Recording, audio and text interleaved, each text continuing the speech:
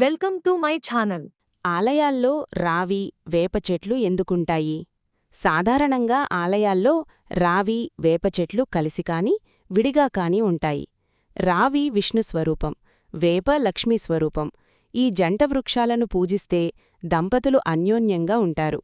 దాంపత్య దోషాలు తొలగి సంతానం కలుగుతుందని పద్మపురాణం పేర్కొంది.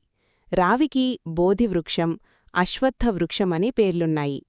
పురాణేతిహాసాల్లో రావి చెట్టుకు ప్రాధాన్యత ఉంది.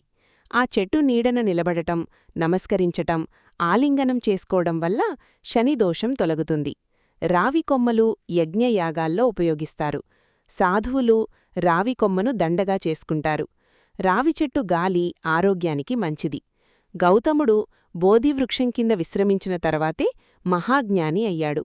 శ్రీకృష్ణుడు చివరి దశలో ఈ వృక్షం కిందనే ప్రాణత్యాగం చేసి అవతారం చాలించాడు.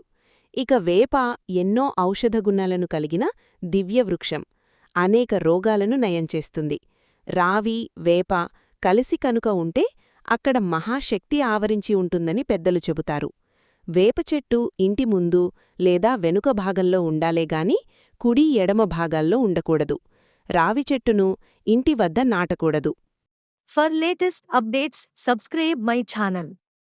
మీకోసం మరిన్ని వీడియోస్ చేస్తాను. Press the bell icon for notification. Thank you for watching.